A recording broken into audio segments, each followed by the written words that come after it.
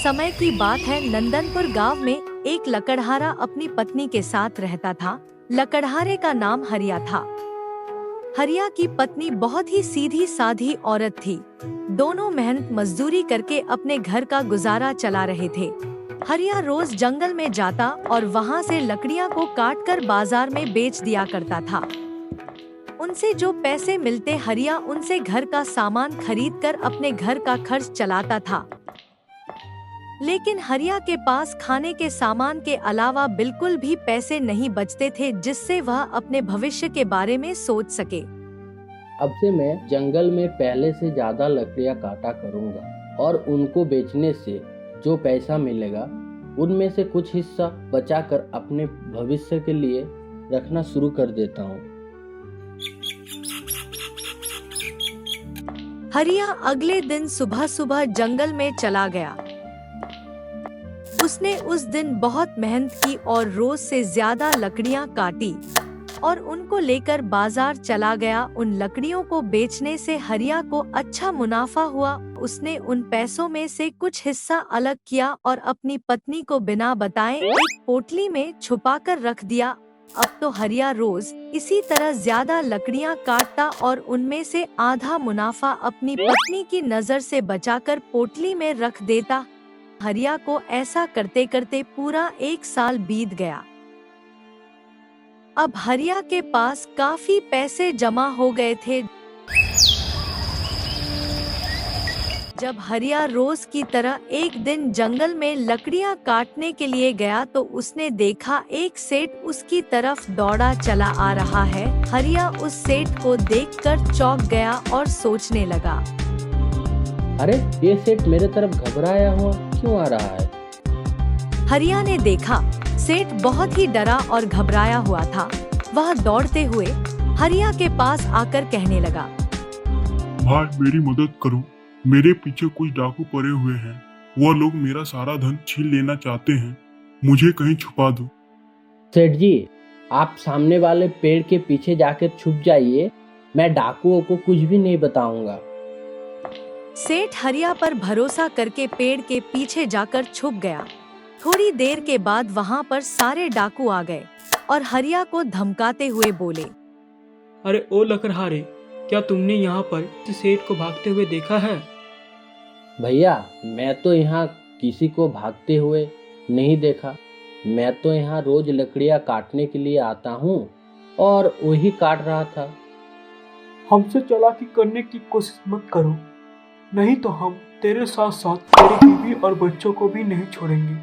तेरे गांव में भी रहना मुश्किल कर देंगे, इसीलिए सच सच बता दो। भैया, मैं तुमसे चालाकी क्यों करूँगा? मैं तो 2 वक्त की रोटी भी बड़ी मुश्किल से कमाता हूँ और अपने घर चलाता हूँ और वही कार्य करने के लिए आज भी जंगल में आया था। तुम अपना काम करो, लेकिन अगर हमें पता चला कि तुमने सेठ की मदद की है तो हम तुम्हें जिंदा नहीं छोड़ेंगे, इस बात को याद रखो। यह बोलकर डाकू वहाँ से चले गए। डाकुओं के जाने के बाद सेठ पेड़ के पीछे से निकलकर हरिया के पास आया।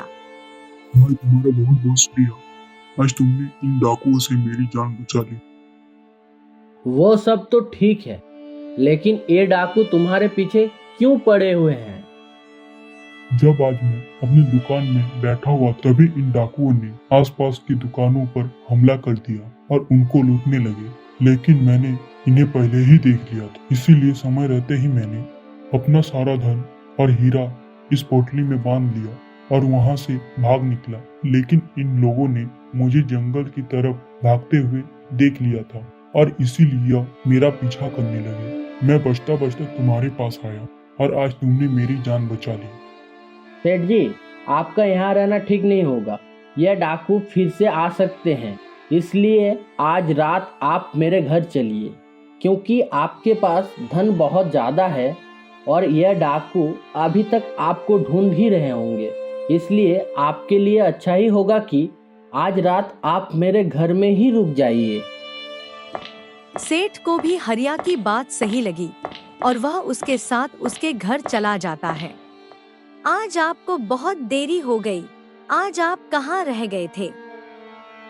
लेकिन तभी उसकी नजर सेठ जी और उसके हाथ में पकड़े हुए पोटली के ऊपर नजर पड़ी तो वह कुछ सोचने लगी। यह कौन है जी जो आपके साथ आए हैं?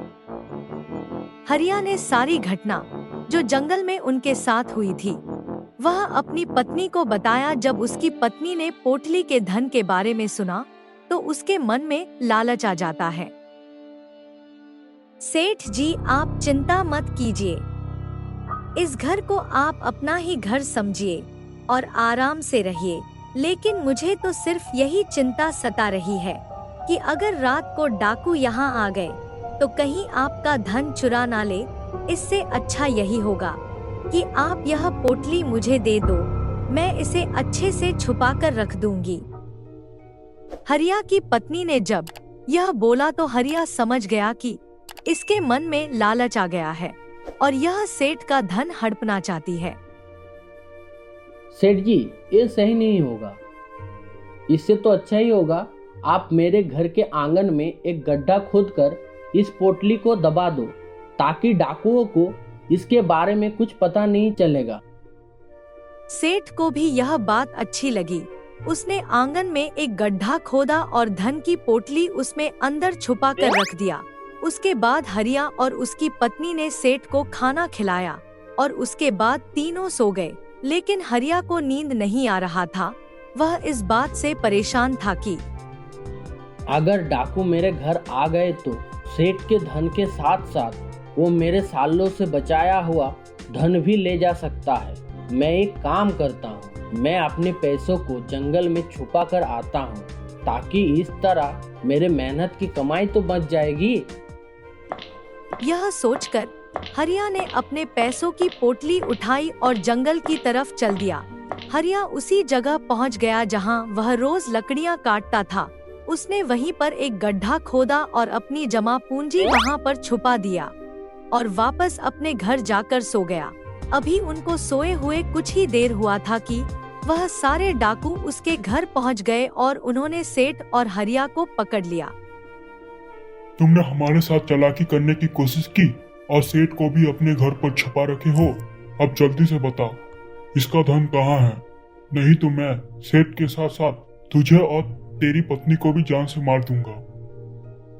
डाकू की बात सुनकर हरिया और उसकी पत्नी बहुत घबरा गए कि अब तो यह डाकू उन्हें मार ही देंगे और सेठ जी को भी मार देंगे।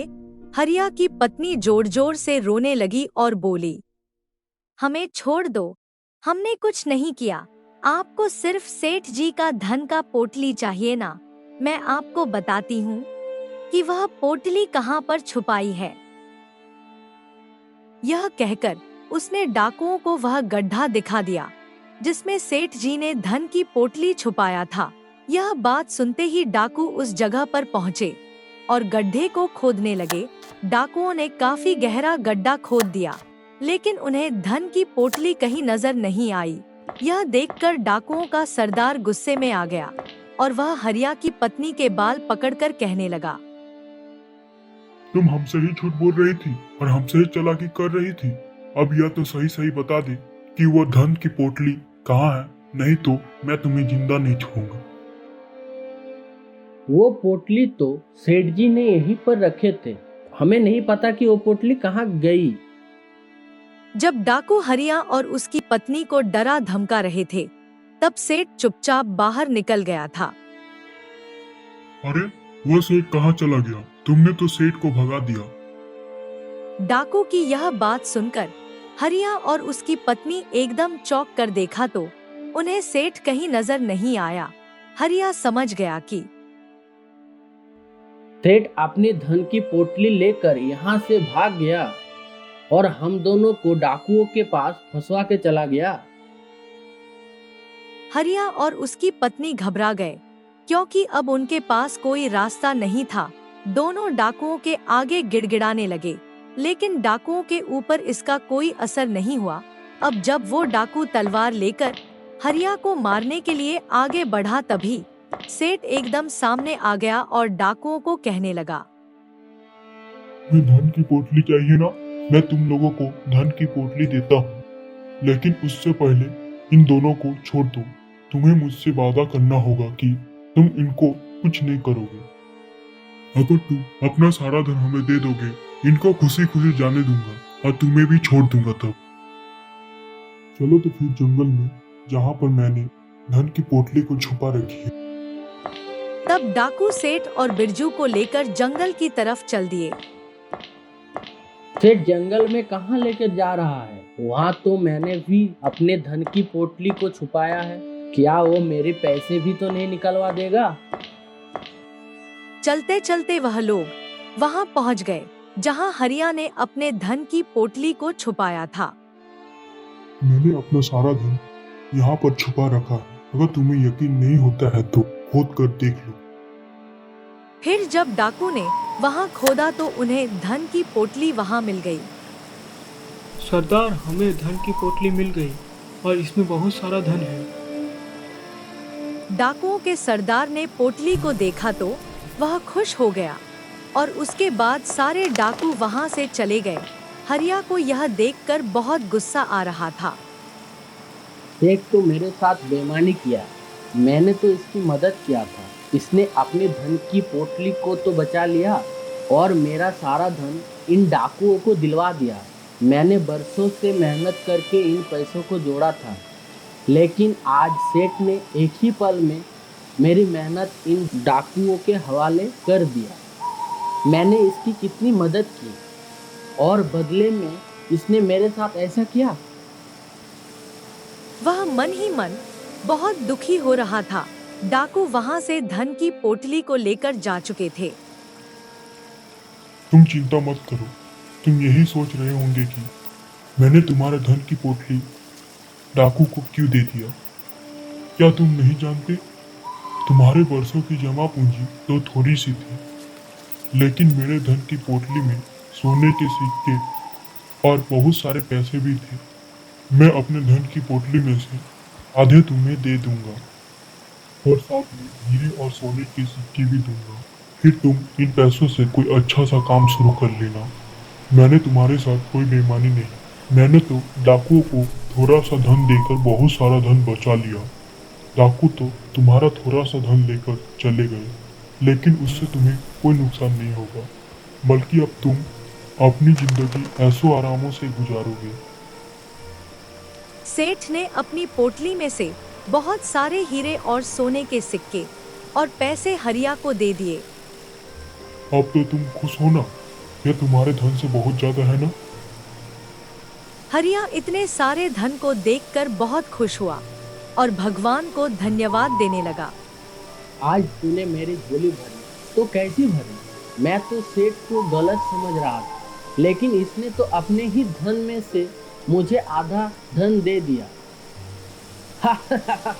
सेठ जी, आपने तो डाकुओं को पागल ही बना दिया। यह बात सुनकर सेठ भी हंसने लगा। तभी हरिया को कुछ याद आया।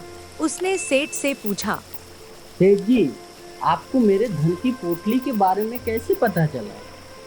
जब तुम अपने धन की पोटली को छुपाने जंगल जा रहे थे, तब मैं जाग रहा था। मैंने इस तरह तुम्हें बाहर जाते देखा तो तुम्हारा पीछा करने लगा।